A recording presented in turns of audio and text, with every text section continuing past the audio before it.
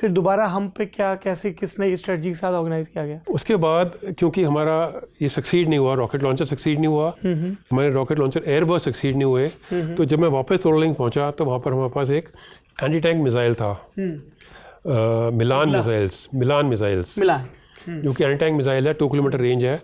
वो हमारे साथ डिटैचमेंट आई हुई थी, सुबेदार चेत्री, मुझे अभी तक उसका नाम याद है। तो मैंने उनको बोला, उसको मैंने एक्सप्लेन किया कि ये देखो ये रॉकी नॉब है, ये बंकर उनका बना हुआ है, यहाँ से वो फायर कर रहा है और आपके रेंज में है। उसने शिश लिया, उसने फायर किया, लेकिन हाइल्टीट्यूड होने की वजह से और मिलान मिसाइल थोड़ी भारी होती है, वो गई और आधे रास्ते में जाकर it got grounded. Lack of oxygen, उसका जो रॉकेट था वो ठीक से बर्न नहीं कर रहा था, एक्सप्लोजिव बर्न नहीं कर रहा था, पर वो टारगेट तक नहीं पहुंचा। उनकी टेस्टिंग इतने डिफिकल्ट टेरेन के लिए हुई नहीं होगी जहाँ पे ऑक्सीजन ही कम है, तो कंबशन कैसे होगा? Correct, exactly. उसके बाद वहाँ पर मैंने देखा एक इग्ला मिसाइल, वो भी एक डिटैचमेंट था हमारे साथ। तो Igla missile is actually a heat seeking missile, जो कि हम एयरक्राफ्ट के, हेलीकॉप्टर्स के अगेंस्ट फायर करते हैं, which homes on to the heat and goes and hits. Target lock हो जाता है, टारगेट लॉक हो जाता है। तो मैंने कहा ये ट्राई करते हैं, क्योंकि कोई सक्सेस ही नहीं मिल रहा है। तो हमने क्या किया, अब हीट सोर्स चाहिए। एयरक्राफ्ट में तो इंजन होता है, हेलीकॉप्टर में इंजन होता है जो कि हीट सोर्स होता है, उस पर लॉक होकर चला जाता है। तो हमने इम्प्रोवाइज़ किया, thinking on the feet, innovation.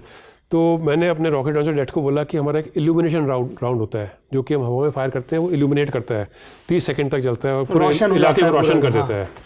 मैंने कहा उसको ग्राउंड बर्स्ट में मारो, ग्राउंड बर्स्ट में ये रॉकेट नॉब जहाँ से दुश्मन फायर कर रहा है उसके ऊपर मारो। तो उसने फायर किया, नहीं पहुंचा, दूसरा फायर किया, तीसरा राउंड जो है वो जैसे ही वहाँ पे जाके गिरा रॉकेट नॉब के ऊपर और जल रहा था ग्राउंड पे, मैंने उसको इग्ला वाले को बोला फायर, हीट सोर्स आ गया। तो इंटरेस्टिंग। उसने लगाया, उसने फायर किया।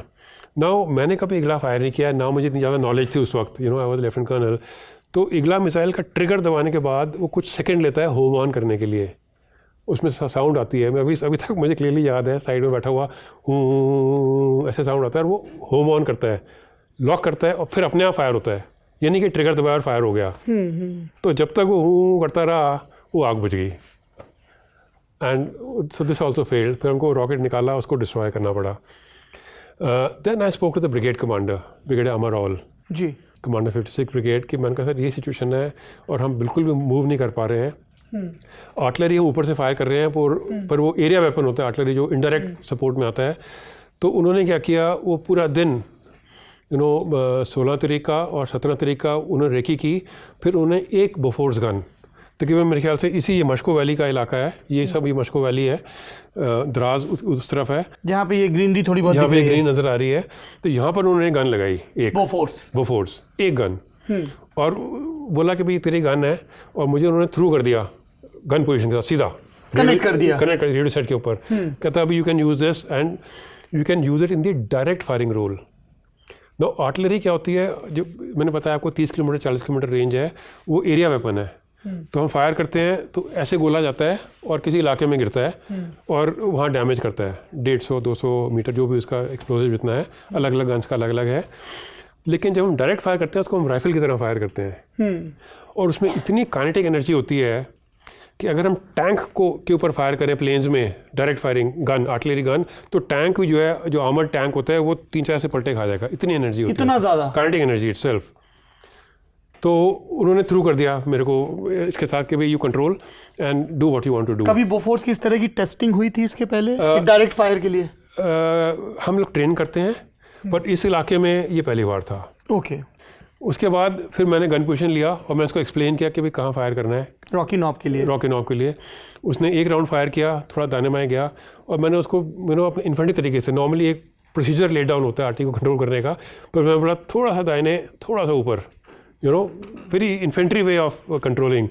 तो उसने फिर एक दूसरा राउंड फायर किया, फिर वो और नज़दीक से निकला, और उसके बाद फिर मैंने करेक्शन दिया। टोरलिंग के ऊपर मैं बैठा हुआ था, मतलब I could see it very clearly, वो गन पोजीशन तो यहाँ पे थे और हमारी बोफोर्स यहाँ थी, करेक्ट, और फायर हम यहाँ कर रहे थे जी, है ना। तो तीसरा राउंड जो है करेक्शन के बाद वो सीधा उस रॉकी नॉब के ऊपर लगा, और वो पूरा का पूरा बंकर जो है वो ध्वस्त हो गया। ध्वस्त मतलब मैंने ऐसे उड़ते हुए देखे पत्थर सारे तोड़ने से, इसीलिए आप बोल रहे हैं ये सपाट हो गया बाद में। करेक्ट।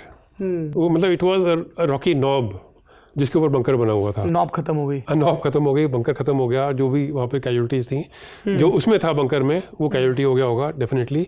तो उस वक्त फिर मैंने, जो भास्कर था अल्फ़ा कंपनी मेरी उस इलाके में, उसको इमीडिएटली बोला, मैंने कहा Bhaskar this time, this day time, 17 जून की बात है।